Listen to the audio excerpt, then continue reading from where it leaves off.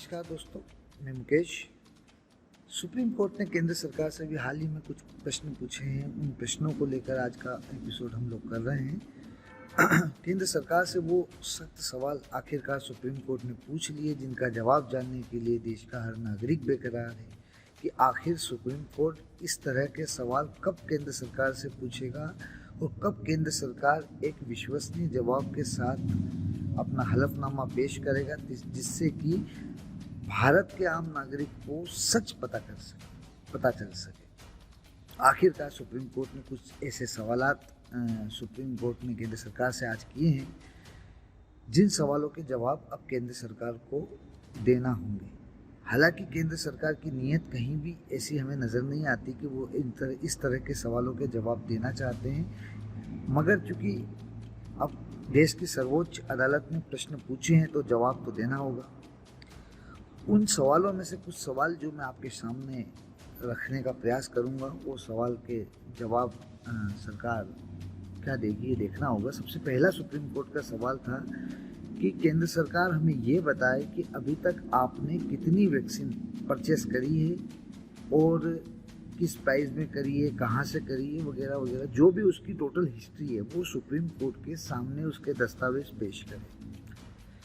सबसे मुश्किल काम यही है केंद्र सरकार के लिए कि ओरिजिनल सोर्स से लगाकर उसका प्राइस क्या है, ये सब चीज़ अगर वो अदालत में पेश करती है तो देश के हर राज्य के हर मुख्यमंत्री को ये पता चल जाएगा कि केंद्र सरकार वैक्सीन की डील कितने में कर रही है और उसे वो वैक्सीन कितने में मिलेगी या वो कितने परचेस करके लोगों को लगाएगी। और लोगों को भी ये पता चलेगा कि आखिरकार वैक्सीनेशन का ओरिजिनल प्राइस क्या है। क्योंकि ऐसा नहीं है, केंद्र सरकार ने प्राइस इससे पहले बताई है, लेकिन एक विश्वसनीय डेटा के साथ जब बात सामने आएगी तो लोगों के लिए काफ़ी आसानी होगी इसे समझने के लिए।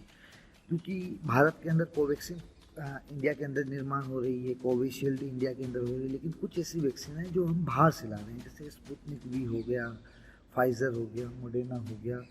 इस तरह की जो वैक्सीन है ये हमें किस प्राइस में हमें मिलेगी और उनका प्राइस क्या रहेगा, ये जानना बहुत ज़रूरी है लोगों के लिए। दूसरा प्रश्न उन्होंने पूछा है कि आप ये बताएं कि अभी तक हमारे देश की कितने % पॉपुलेशन वैक्सीनेट हो चुकी है। ये सवाल भी पिछले सवाल से जुड़ा हुआ सवाल मान सकते हैं कि आपने कितने वैक्सीन परचेस करी है और कितने % आबादी अभी तक वैक्सीनेट हुई है।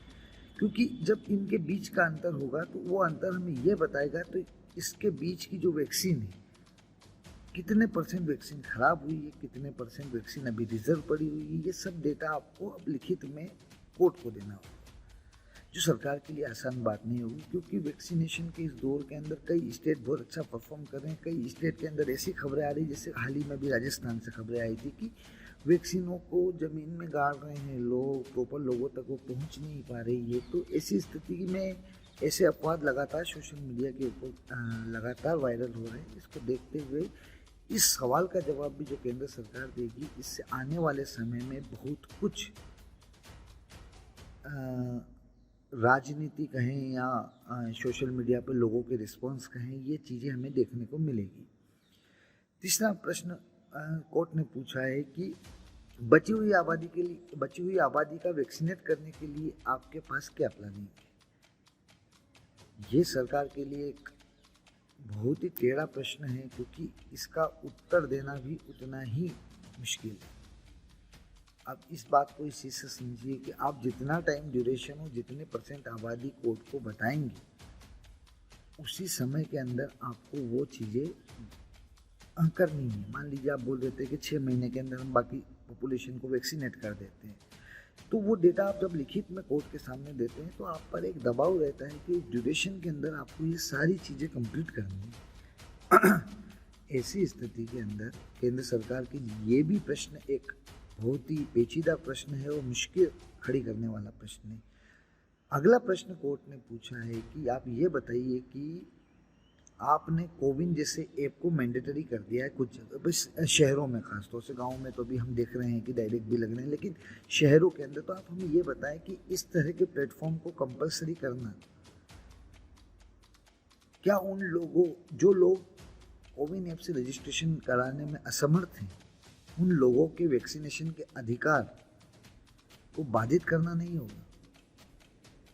क्योंकि हम भी जानते हैं सभी लोग तो इस तरह का वैक्सीनेशन प्लान रजिस्ट्रेशन करवाने में असमर्थ हैं। ऐसी स्थिति में सरकार को ये मैंडेटरी क्यों किया गया है, इसका एक ठोस वजह देना होगा।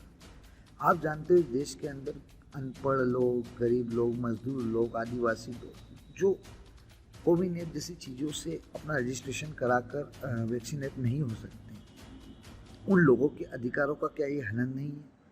वैक्सीनेशन प्रोसेस अगर चल रही है तो इस पर समानता का नियम लागू होता है, जिसमें सभी लोगों के साथ समानता का व्यवहार करते हुए उन्हें वैक्सीनेट करना है। यही सरकार का काम होता है। ऐसी स्थिति में अगर कोविन ऐप का रजिस्ट्रेशन मैंडेटरी करा गया है तो कोर्ट ये जानना चाहती है कि क्या ये उन लोगों का अधिकारों का हनन नहीं है? तो सरकार को इसके ऊपर जवाब देना। अब जवाब क्या देगी सरकार, वो एक अलग विषय है। जब सरकार जवाब देगी तब हम अगला एपिसोड करेंगे उसके ऊपर। फिर सरकार ने पूछा कि ब्लैक फंगस जैसी बीमारी जो अभी आई है, इसकी दवाइयों के ऊपर जो आए दिन सोशल मीडिया पर कालाबाजारी वगैरह के मैसेज वायरल होते रहते, इन सबको लेकर केंद्र सरकार इनकी दवाइयों को दवाइयाँ मुहैया कराने के सुनिश्चित करने के लिए क्या ठोस योजना है, क्या काम कर रही है सरकार, वैक्सीनेशन की उपलब्धता कितनी है और सरकार के पास प्लानिंग क्या है इससे लड़ने के लिए, ये सब सरकार को लिखित में अब सुप्रीम कोर्ट के अंदर देना होगा। इसके अलावा सरकार से ऐसे कई छोटे मोटे प्रश्न पूछे गए हैं जो जानना हमारे और आपके लिए बेहद ज़रूरी है। ठीक है, अब केंद्र सरकार इसके ऊपर क्या जवाब देती है ये हमें आने वाला समय बताएगा।